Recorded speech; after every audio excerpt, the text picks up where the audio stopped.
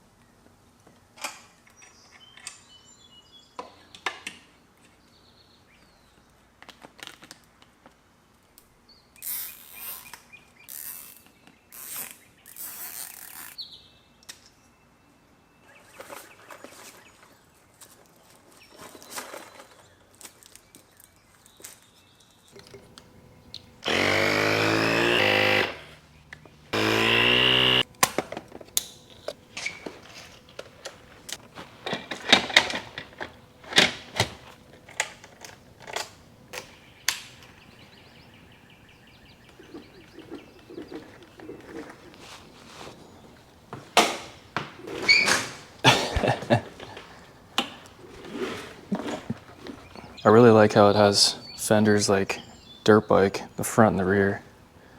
See that headlight? Tail light. I love the red wheels though. That is sick. Surround style throttle. That was actually not hard to build at all.